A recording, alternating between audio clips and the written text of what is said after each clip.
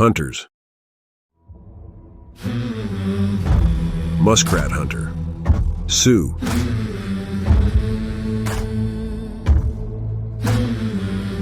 Calling moose. Cree.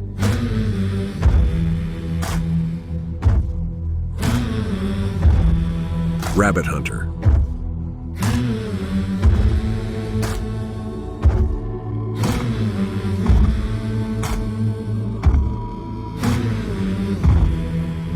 Navajo.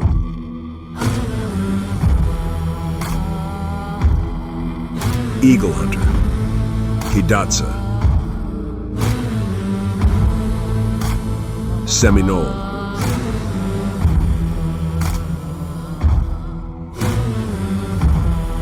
Southwest hunters.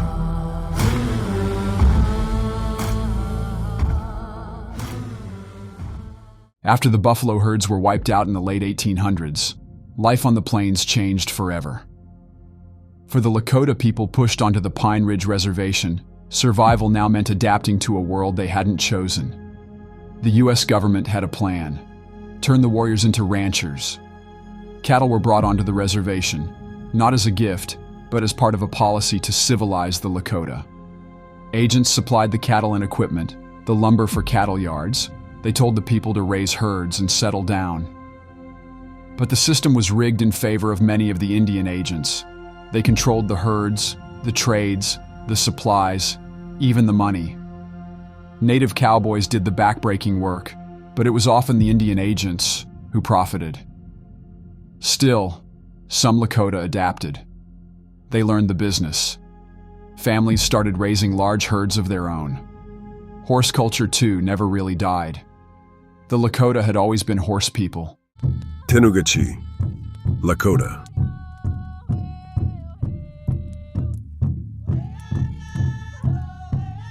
Pretty seashells. Lakota. Tatanka Street. Lakota.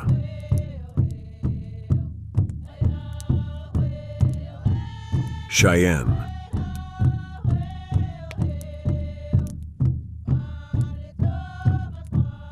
Sunkahanapin. Dakota.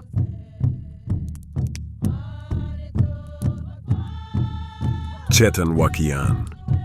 Lakota. Pretty horse. Lakota.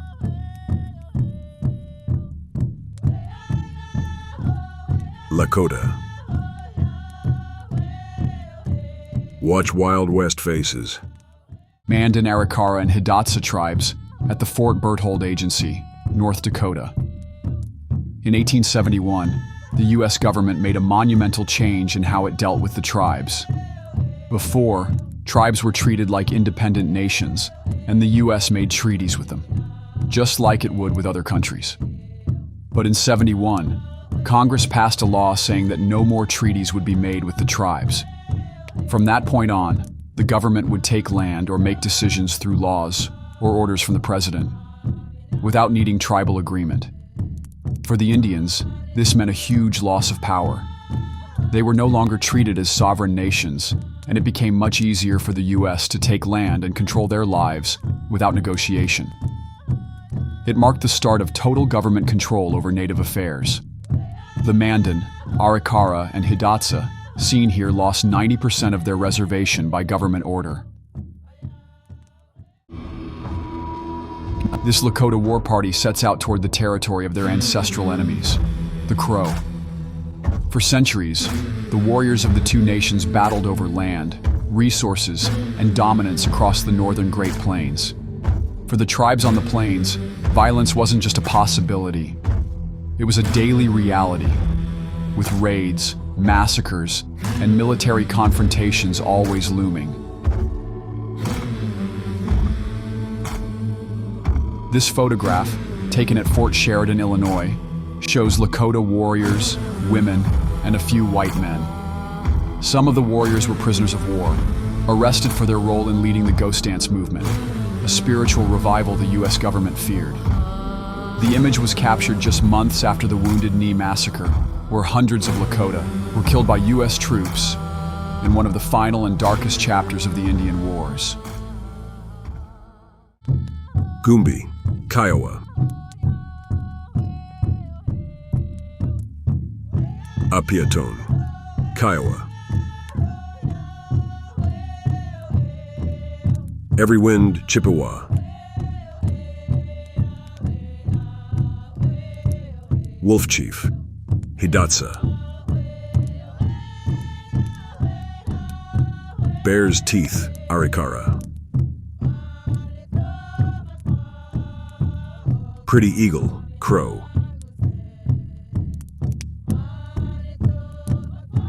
Kicking Bird, Sikangu, Lakota.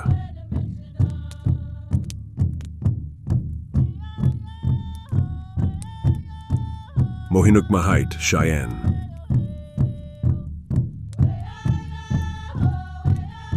Comanche John, Mescalero, Apache.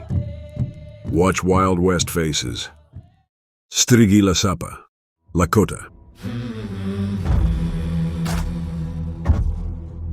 Popatrikash, Crow.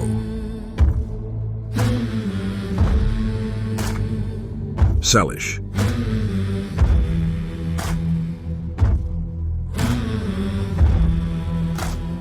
Wasumasa, Lakota. Wasumasa is believed to have been the last surviving warrior from the Battle of the Greasy Grass. Kia Yoninan, Blackfoot. Quana, Comanche.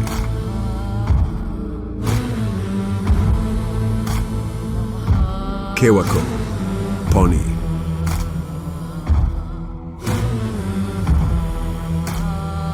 Goyathle, Chiricahua, Apache.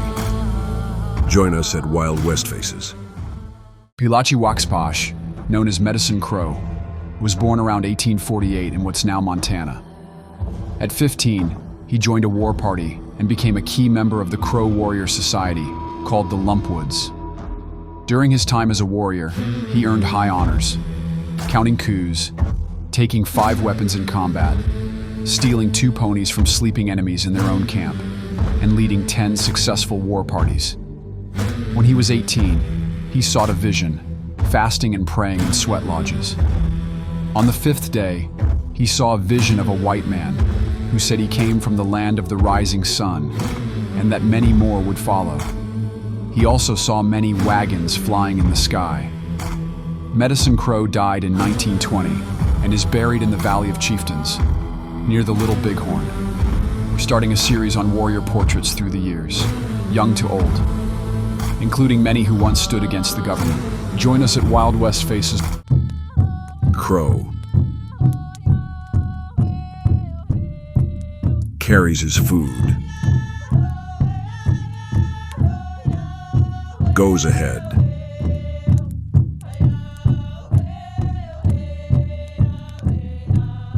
Hailstone. Medicine Crow.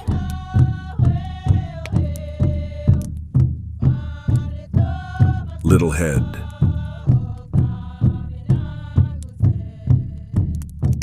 Curly.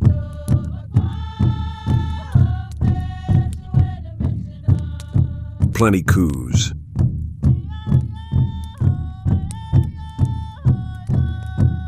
White Bear.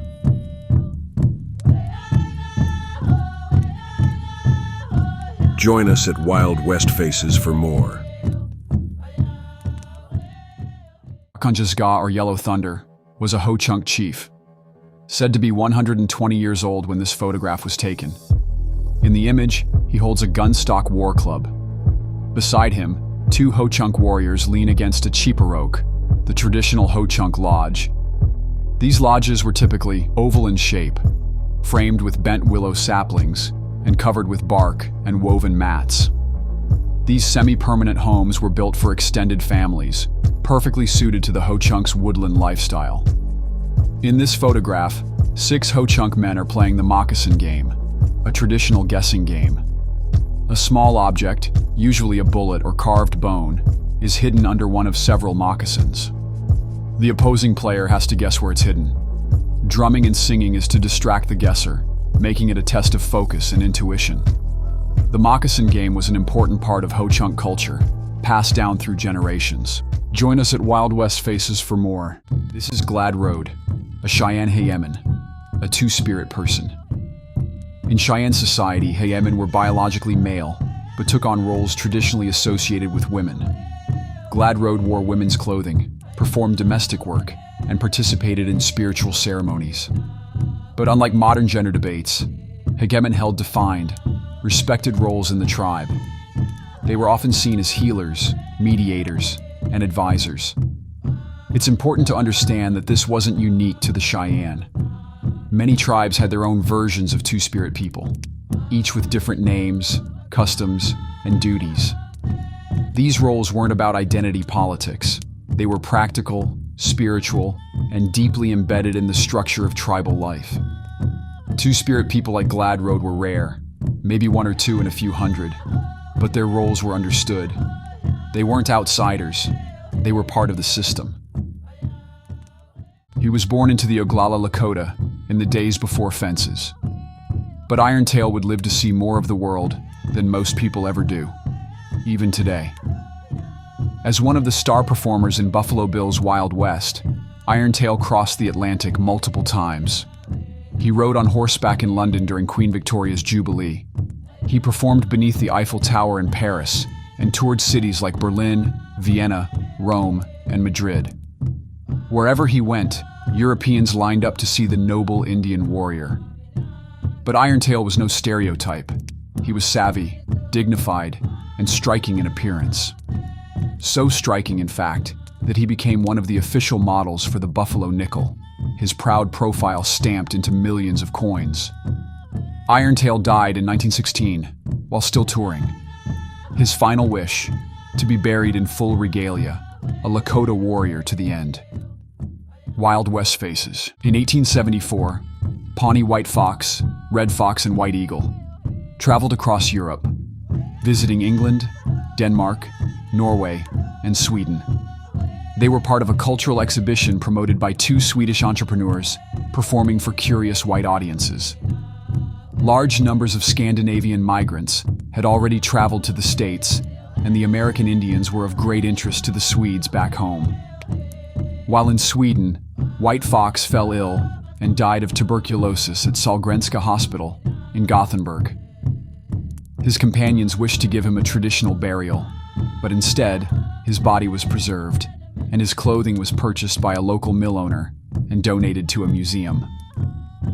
Red Fox and White Eagle returned home to Nebraska. White Fox's remains stayed in Sweden for over a century. It wasn't until 1996 that they were finally returned to Oklahoma, where he was laid to rest among his people. Walking shooter, Hunkpapa Lakota. Captain Jim, Shoshone. Milk, Oglala Lakota. Little Dog, Blackfoot.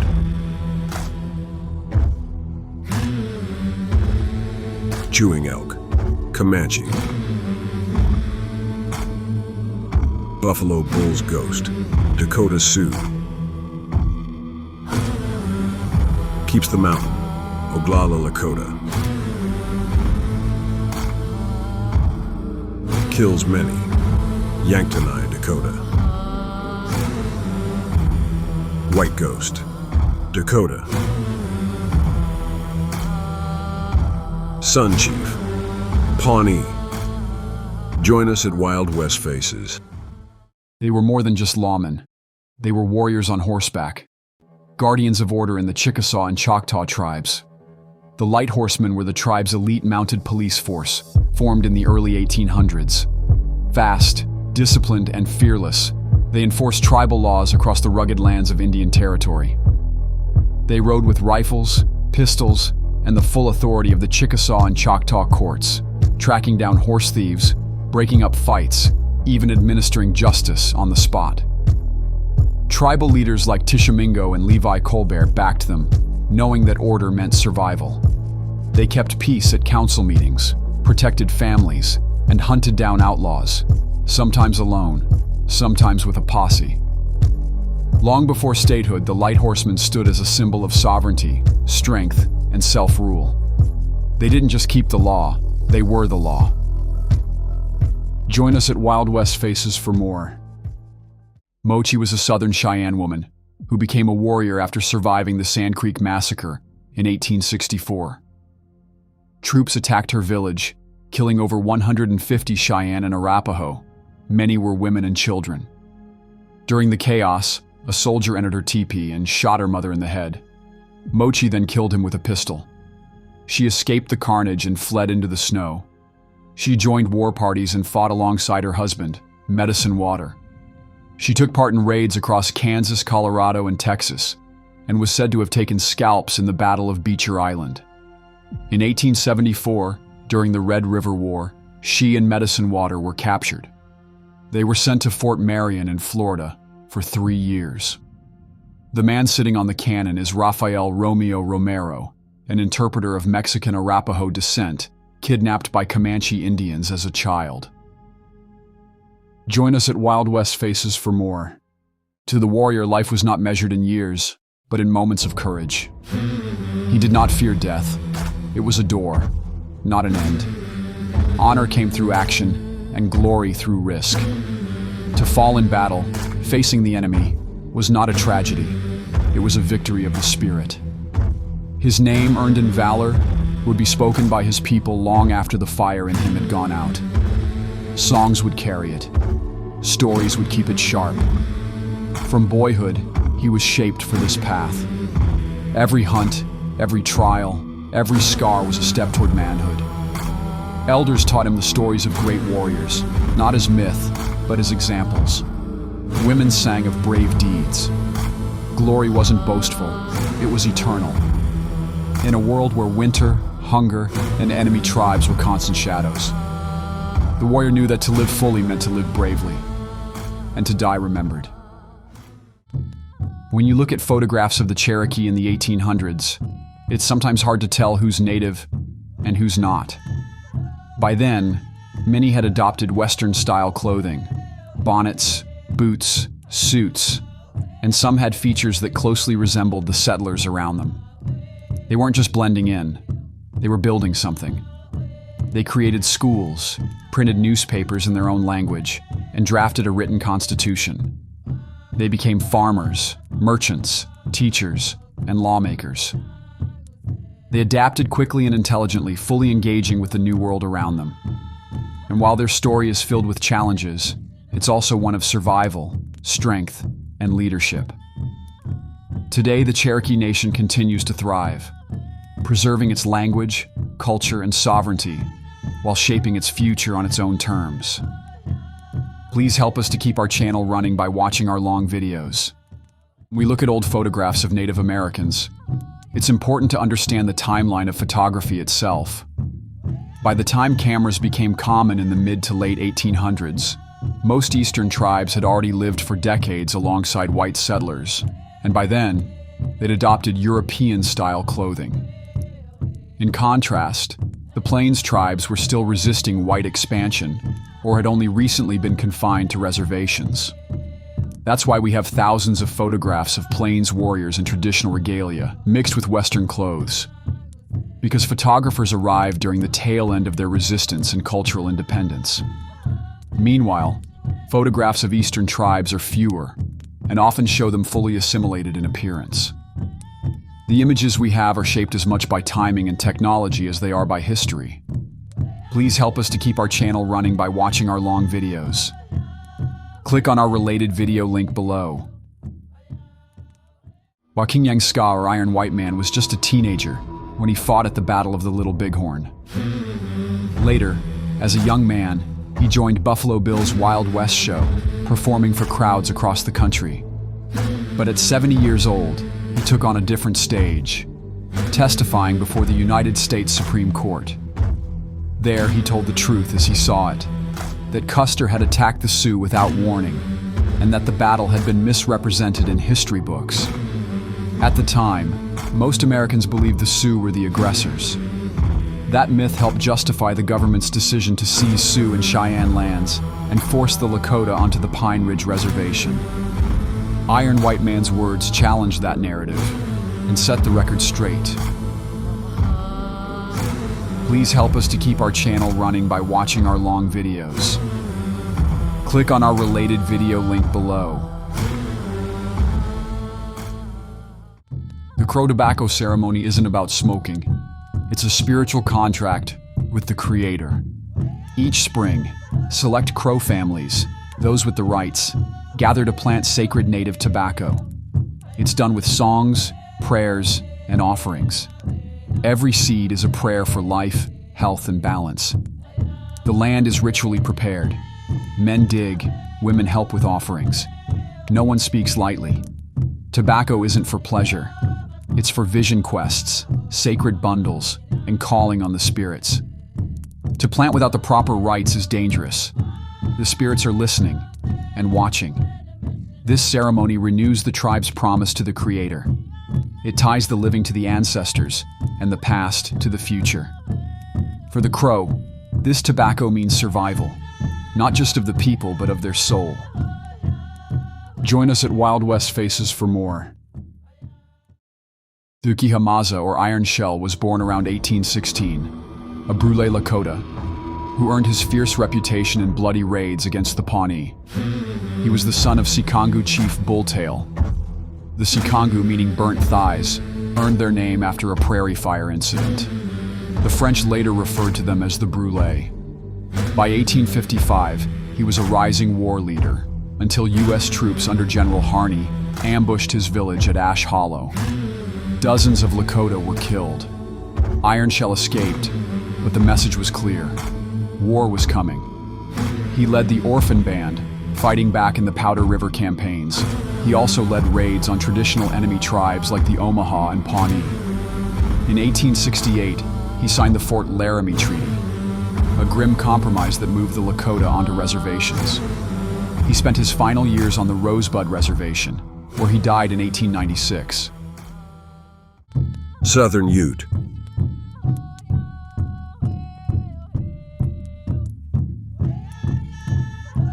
Osage.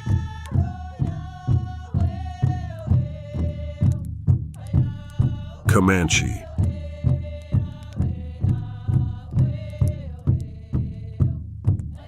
Paiute.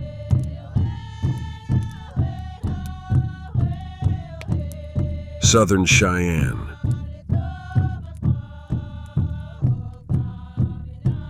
Aanan.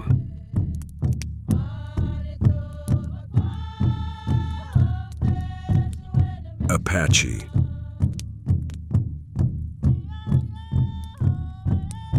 Cheyenne. Sac and Fox. Join us at Wildwestfaces for more. Pawnee, Oklahoma, October 3rd. Ruling his son, 102 years old, patriarchal chief of the Pawnees and former U.S. Army Indian scout, died here Wednesday. The aged warrior came to Oklahoma in 1872 from Nebraska, where Indian tradition has it that he was born in 1826. He had fought in wars of the Army against the Sioux and Cheyennes. 6 years ago, he returned to the old reservation of the Pawnees in Nebraska to attend a celebration of the 50th anniversary of the Battle of Massacre Canyon. Several Sioux Indians were there, and it was with difficulty that Stacy Matlock, then president of the Pawnee Tribal Council, restrained ruling his son from violence. The Battle of Massacre Canyon was the last fought between the Sioux and Pawnees. A buffalo hunting party of the Pawnees was ambushed by the Sioux, and among the 150 victims were one of ruling his son's wives and one of his children. He never forgave the Sioux. In 1873, the warrior Old Crow married 14-year-old Pretty Medicine Woman, or Pretty Medicine Pipe, granddaughter of a white trapper, Pierre Duchien, and his Crow wife, Bear in the Woods. They had a son named Enemy is Dangerous, but he didn't live past 1894. She married Chief Spotted Horse in 1886 and gave birth to 3 more: Strikes the Rider, By Herself, and Plenty Arrows. Her last husband was the hardened scout White Man Runs Him. They married in 1904 and had a son named John. White man runs him died in 1929. Pretty medicine woman outlived him by over a decade, dying in 1943. They're buried side by side at Little Bighorn. Please subscribe to Wildwestfaces for more Native American stories. In 1872, the British and American governments formed the North American Boundary Commission to survey the 49th parallel, marking the border between Canada and the United States. Along the way, Dr. Thomas Milman, with the British team, described a grim scene. We met Boswell, Dawson, and the photographers. They were getting photos of some dead Indians. They appeared to be Crows, killed last winter by the Piegans. About 20 altogether, riddled with bullet holes, everyone scalped. Most had their shirts, all had a gash in their side. The bodies were shriveled, but the skin was pretty sound. One striking detail in this photograph is the presence of fighting pits dug by the Crow for cover, an improvised battlefield tactic that's been mentioned in written accounts, but to my knowledge, rarely if ever captured on camera. Join us for more at Wildwestfaces. Big breastplate. Lakota.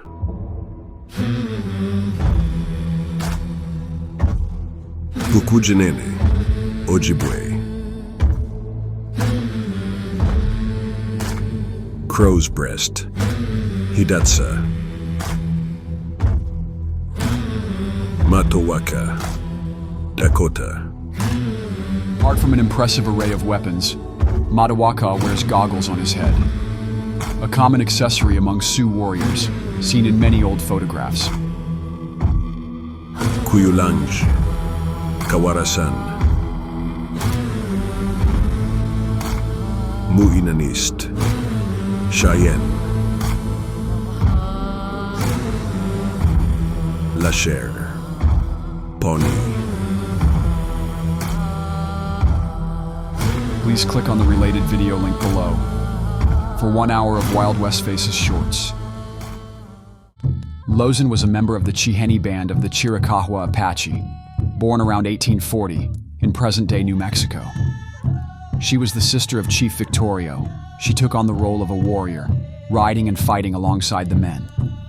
During Victorio's campaign against U.S. and Mexican forces in the late 1870s, Lozen served as both a fighter and a scout. She was said to have a sixth sense in detecting enemy movements, a skill Victorio reportedly relied on during raids. After Victorio's death in 1880, Lozen joined Geronimo and his warriors. In one incident, she escorted a pregnant Apache woman across hostile territory, stealing horses, securing food, and avoiding the enemy. She continued to fight until Geronimo's final surrender in 1886. Captured with his band, Lozen was sent to Mount Vernon Barracks in Alabama, where she died of tuberculosis in 1889. Join us at Wildwestfaces for more. Women's adultery was taken very seriously in most of the tribes, and their warriors' response to it varied between the nations. Among the Apache, a man might cut off his wife's nose for cheating, a tribal warning to others. In the Lakota and Dakota, nose cutting also occurred, though most simply chose separation. She shamed me, so I returned her to her people. The Comanche sometimes used mutilation, especially if the affair caused public disgrace. Among the Crow, adultery was frowned upon but handled quietly. Better to let her go than cause war, the saying goes. The Pueblo tribes focused on social harmony. Adultery was handled by divorce, and some nations like the Mojave allowed open relationships, especially when the husband was away. Not all tribes punished the same, and not all considered it worth punishing at all. Please don't shoot the messenger. Wildwestfaces. He was born between two worlds, the son of a Comanche war chief and a white captive mother. Quana Parker rose to become the last and greatest chief of the Comanche, leading his people through war, surrender, and eventually, adaptation.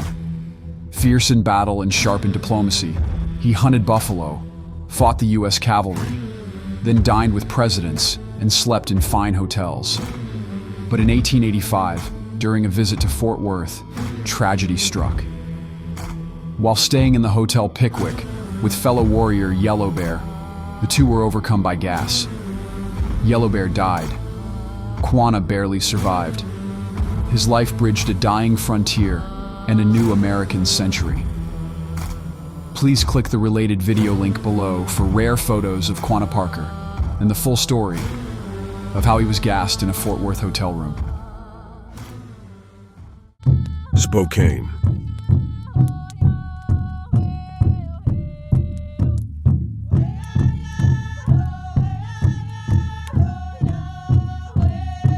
Umatilla.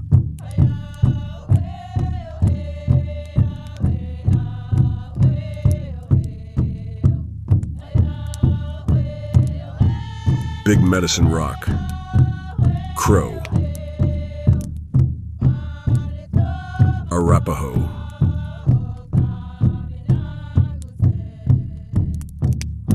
Black Star. Comanche. Nazumta. Hopi. Cheyenne.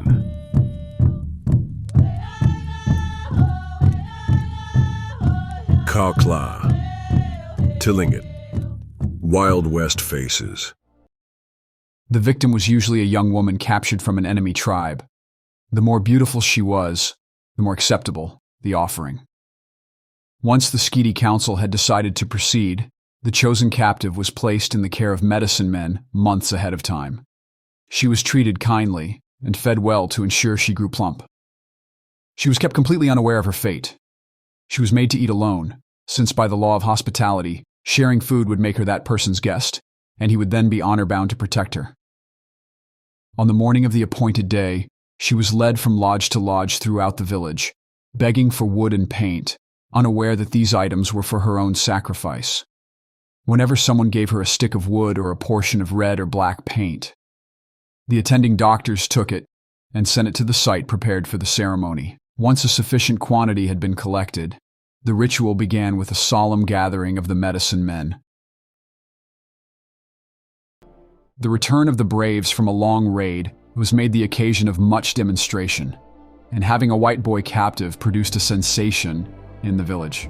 The Indian boys would crowd around and point toward me, saying, "Taibo Trausop Taibo," and this I soon learned signified white person.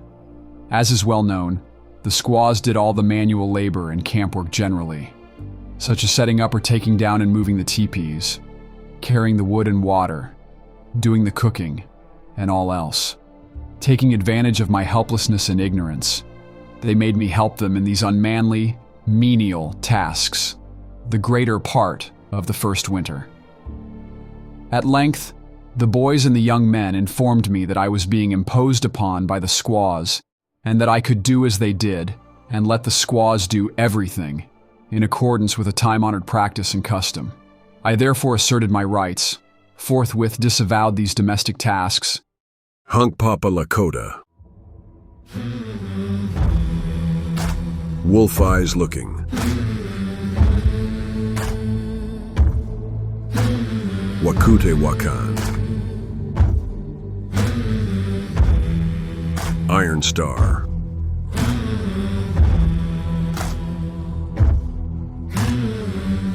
Good Dog.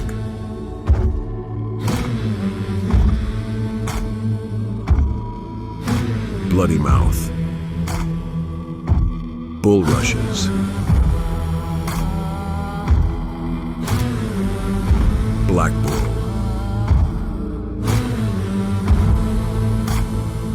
Seka Hina.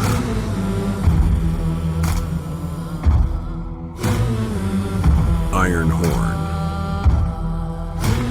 Please support us by watching our long videos.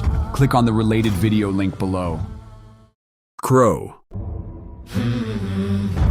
2 leggings. Her horse kills.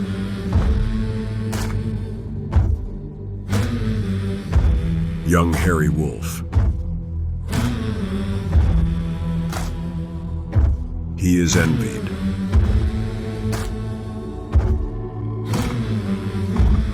Bird horse.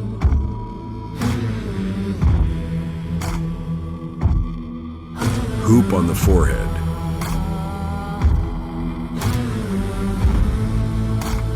Bull snake.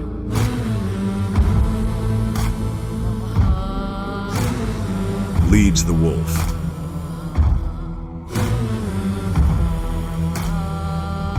Bear cut ear. Join us at Wildwestfaces for more. She was called Tadoheya Najing Wing, or Stands Against the Wind. She was born into the Feshla band of the Lakota, and the daughter of the headman, Walks Visibly. Later known as Susie on the Pine Ridge Reservation, her life became legend. In 1859, she left an abusive French-Canadian husband, and with a baby on her back, she walked hundreds of miles to return to her people. Years later, she and her second husband, the famous warrior, shot in the eye, and their two sons fought at the Battle of the Little Bighorn, earning her the title of a warrior woman. In 1889, Chief Sitting Bull honored her by placing his own war bonnet on her head, a rare tribute, especially for a woman.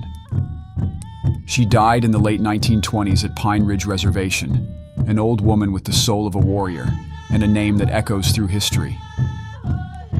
Join us at Wildwestfaces for more. Chippewa. Wabono Quot. Kiwi Zens. Okundekun.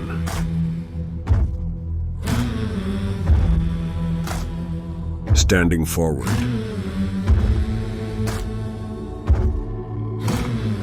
Bitter man.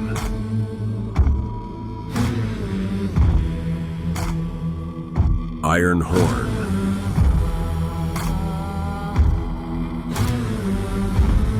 Najau.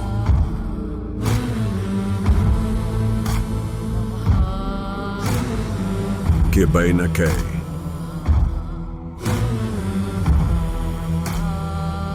Kishkitawag. Join us at Wildwestfaces for more. The fire horn or tinder horn, a practical portable tool once used by the Indians to carry the spark of life across great distances. Typically made from hollowed buffalo horn, it was capped tightly at both ends with wood, leather, or rawhide to control airflow. Inside, it held a small piece of smoldering punkwood, or dried fungus, such as amadou, which could smolder for hours without open flame. The slow burn meant that fire could be rekindled quickly without the effort of striking flint or using a bow drill. Some horns were packed with finely shredded bark or dry plant fibers, ready to catch a spark when needed. Others were elaborately etched or painted, indicating their owner or tribe. Plains tribes, constantly on the move, found these especially useful during buffalo hunts or seasonal migrations. A well-tended fire horn meant the difference between warmth and cold, cooked meals or raw meat, or even life or death. Join us at Wildwestfaces for more. From the early 1800s through the 1870s, the Atsina fought a constant war for survival. They clashed with the Sioux and Assiniboine across the Milk River country. Ambushes, horse raids, and scalping parties were routine. In 1867, a brutal winter battle with the Lakota left dozens dead on both sides. By 1874, American military pressure and smallpox had gutted their numbers. But long before treaties and reservations, the Atsina earned every scar with bow, blade, and grit. Please subscribe to Wildwestfaces. They called themselves Ioninan, the white clay people. To outsiders, they were known as the Atsina. They rode strong ponies across the high plains of Montana, faces streaked with ochre, eyes always scanning the horizon for their enemies. Their warriors carried bows wrapped in rawhide and lances tipped with fire-hardened points or scavenged steel. Scalps were taken. Blood was spilled.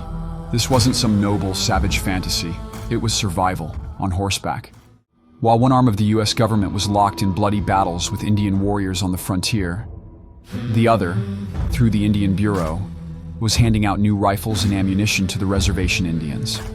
The guns and ammunition were given out for hunting, game, to help feed families penned in by treaties and fences. But in many cases, those rifles were used later in battle with U.S. soldiers. Warriors often left the reservation to join tribes who were still free, known as hostiles to the government. The guns were used in famous battles like the Rosebud and Little Bighorn. These guns the warriors were given by the Indian Bureau were, in many cases, better than what the soldiers had received from the army. As only governments can do, one hand fed the Indian wars, and with the other hand, it was trying to end them. As a collector of old Winchesters, I love to see these old rifles in new condition, especially when it's being carried by an Indian warrior. Wildwestfaces. Wombly Gleska, or Spotted Eagle, was a fierce Itazipcho Lakota warrior. Itazipcho translates to those who hunt without bows. Spotted Eagle is remembered for the brutal elegance of his weapon, a three-bladed gunstock war club. Inspired by rifle stocks but turned into something far more deadly, his club could crush bone, pierce flesh, and split skulls. Most clubs utilized government-issued knives in their construction, and all the clubs are of Lakota origin. Spotted Eagle earned his fierce reputation in the heat of battle, using this very club, and the club survives to this day. It sits silent, scarred, aged, and stained in the Smithsonian Institution, a relic of a warrior who refused to be forgotten. A striking piece Spotted Eagle wore into battle was a human scalp, hung like a trophy from a necklace, a grim symbol of his victories and a warning to his enemies. If you'd like to see more Lakota-bladed war clubs, please click on the related video link below. The buffalo horn headdress was one of the most distinctive and symbolic forms of war regalia among Plains tribes, especially the Sioux, Blackfoot, Crow, and Cheyenne. Made from real buffalo horns attached to a fur or hide cap, often bison or otter, it was worn by respected warriors, often members of elite warrior societies. These headdresses were not merely decorative. Each was earned through acts of bravery and represented the strength and power of the buffalo. Horns were boiled, shaped, and sometimes blackened with soot or polished to a high shine. Feathers, ermine skins, beadwork, and scalp locks were often added to reflect personal war records. Some were reserved for leaders or spiritual figures, especially among the Blackfoot and Crow, where the horned headdress could indicate visionary power. Today, many originals are held safely in museums, where they stand as enduring bygone symbols of a warrior culture. Bending nature to memory, Indian marker or thong trees were living signposts, purposefully shaped when young, to grow with a distinct, unnatural bend. Tribes such as the Comanche, Cherokee, Potawatomi, and others used them to mark trails, water sources, or sacred sites.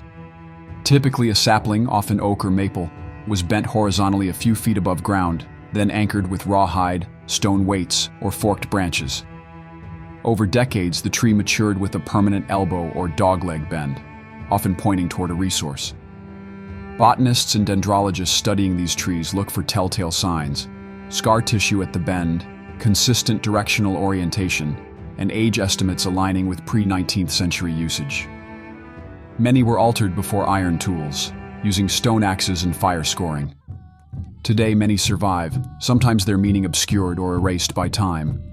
Yet each one stands as living evidence of Indian land navigation and natural engineering. Lakota. Plenty wounds. Takes enemy.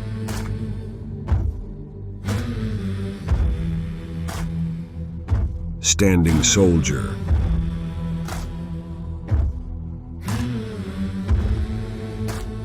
White wolf.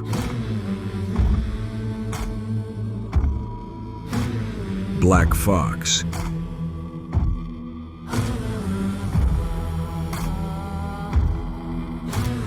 Kills first.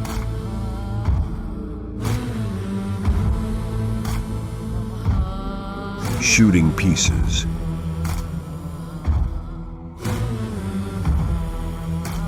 Whirling hawk. Support us by watching our long videos. In 1898, far from the open plains of home, a group of Lakota men sat in Casebeer's Fifth Avenue photographic portrait studio in New York City. Most were Wild Westers and were seeing the city for the first time. While waiting for their portraits, they passed the time sketching, perhaps memories of home or the wonders they have seen. The photos capture more than faces. We can see traditional vests worn over tailored shirts, beaded moccasins, and silk scarves. Their clothing, like their lives, was a blend, part tradition, part adaptation.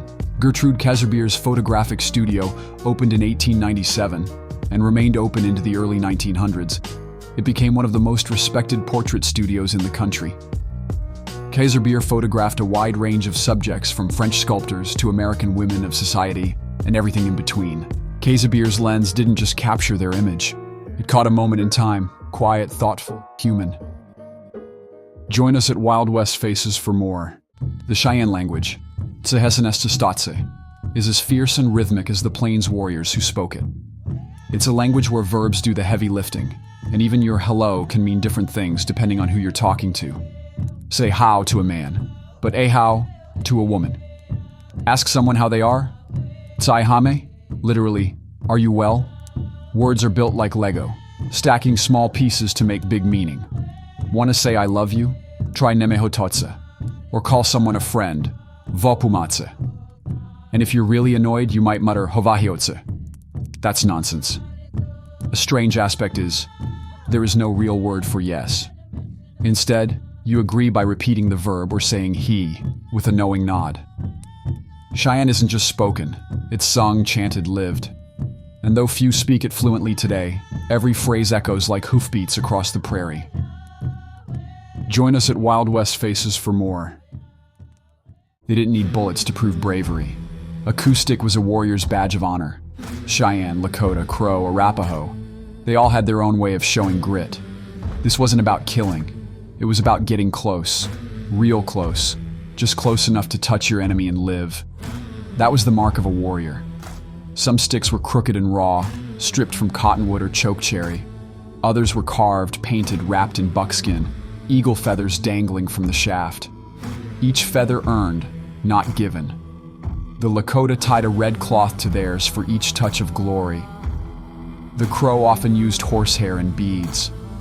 Arapaho coup sticks could be long as a lance, meant to knock an enemy to the ground without spilling blood. Touching an enemy in battle and walking away. That was sacred. Museums hold them behind glass now. But once, these sticks walked into war, not as weapons, but as proof you had the guts to get close. They called him Iritab, or Iritab in Mojave. But the whites who met him had other names. The desert giant, the tall captain, the big Indian. He was a giant of a man, towering and calm, with a commanding presence. When Olive Oatman, a white girl taken by the Yavapai, was traded into Mojave hands in 1851, it was Iritab who spared her life. He didn't treat her like a captive. He welcomed her into the tribe. She was tattooed with blue lines on her chin, the mark of a Mojave woman. Iritab wasn't a war chief. While blood was spilling across the west, he rode for peace, traveling hundreds of miles to meet American officers, trying to keep his people out of the fire. When Olive finally returned to white society, she never forgot the Mojave. And Iritab, the tall chief, slipped quietly into history, a bridge between two worlds, now half buried by time. They called him Cutmouth John, real name Yatinia Witz, or Poor Crane. No one was sure if he was Cayuse or Wasco, only that he was feared and unforgettable. He rode with the U.S. Army as an Indian scout in the Northwest, tracking through the high desert and river valleys. But what marked him most was the ghastly wound that split his face, a wide scar from nose to jaw, disfigured during a fight in 1850 with Snake warriors. It gave him a permanent snarl, a grimace that unnerved the soldiers. Though he served with the U.S. Army, he was considered by some as unpredictable and brutal. He was known for carrying around trophies from battles, such as scalps, which disturbed many of the officers. He didn't follow rules, and he wasn't civil. The officers only put up with him because he got results. Cutmouth John fades from the records during the 1860s, never to be heard of again. Join us at Wildwestfaces for more. Points the gun. Crow. Sarah grandmother's knife. Crow. Lakota.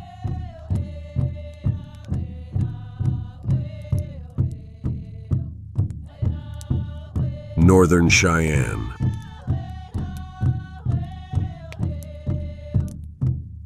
Blue Wings, Blackfoot, Flathead,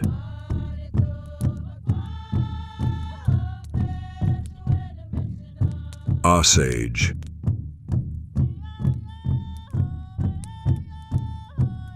Blackfoot,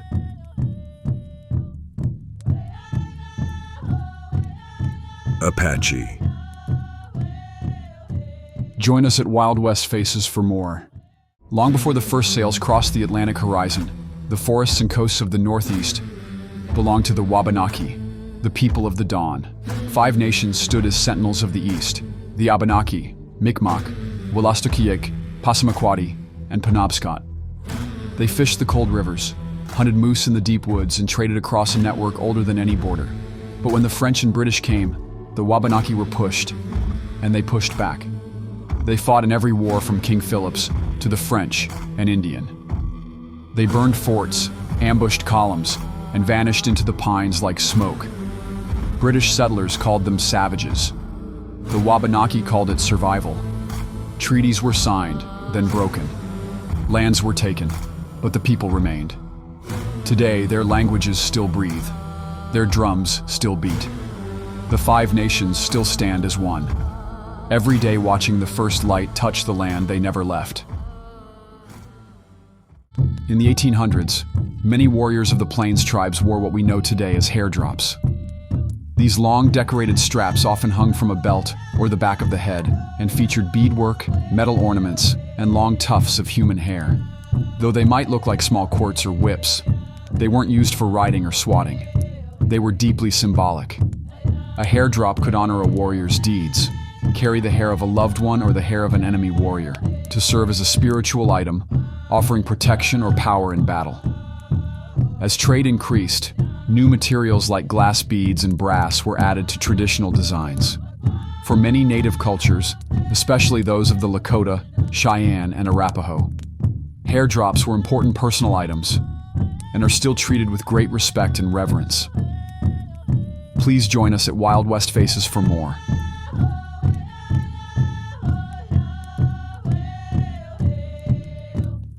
Hekakamani, Dakota.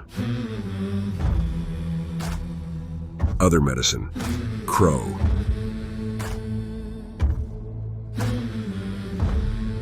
KKK-1s, Chippewa.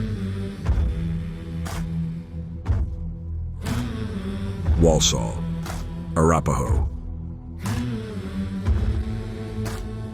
Good Eagle, Lakota. Capelus, Warm Springs, Apache. Unka, Arapaho. Ute.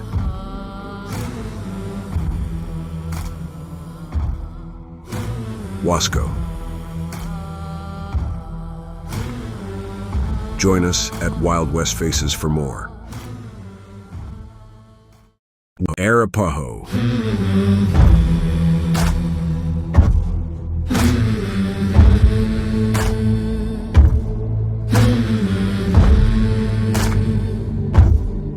Wolf Killer.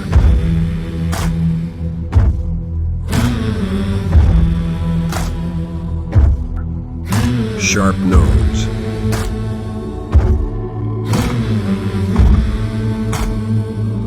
Featherhead.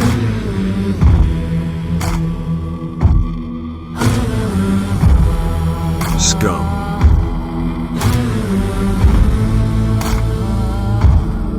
Black Crow.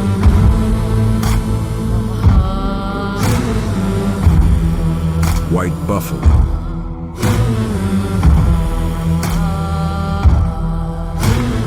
Runs Medicine. Wildwestfaces. The Apache was a hard foe to subdue, not because he was full of wiles and tricks and experienced in all that pertains to the art of war, but because he had so few artificial wants and depended almost absolutely upon what his great mother, nature, stood ready to supply. Starting out upon this warpath, he wore scarcely any clothing save a pair of buckskin moccasins reaching to mid-thigh and held to the waist by a string of the same material, a piece of muslin encircling the loins and dangling down behind about to the calves of the legs, a war hat of buckskin surmounted by hawk and eagle plumage, a rifle, the necessary ammunition and belt, or a bow with the quiver filled with arrows reputed to be poisonous, a blanket thrown over the shoulders, a watertight wicker jug to serve as a canteen, and perhaps a small amount of jerked meat. And then driving their almost dying horses. They forced their way by a circuitous march and arrived at the spring just at the moment that the Indians appeared. They had no time to refresh themselves, but charged the Indians, who took to the small mountains among the rocks for shelter. Colonel Terrazas sent his chief, Juan Mata Ortiz, with half the force around the mountain to cut off any retreat, and the Comanche scout crews took a few more and scaled an adjoining cliff, and did excellent work with unerring aim. All that evening and all night the fight lasted, the Indians, securely screened behind the rocks, being hard to dislodge. During the night the Indians built 2 bright fires, which were only allowed to burn for a short time before they were extinguished. Terrazas knew their meaning, and sent word around the line to keep a sharp lookout. The order was scarcely given when a volley and a yell told of the enemy in the rear. In 1886, as the Apache Wars drew to a close, General Nelson A. Miles accepted the surrender of Geronimo. Artifacts he collected during this time were Chiricahua bows, arrows, and quivers. The bows are crafted from mulberry and cedar. They were used for both hunting and warfare. Their size made them ideal for use on horseback. The arrows have sinew bindings and fletchings from turkey or buzzard feathers. The arrowheads are trade points and repurposed metal. Quivers, fashioned from deerskin and rawhide, are not merely functional, but bear intricate decorations. Painted patterns and fine beadwork depict spiritual and cultural designs. Red trade cloth, a fringe, and brass tacks have been included in this particular quiver's construction. Please join us and subscribe to Wild West Faces.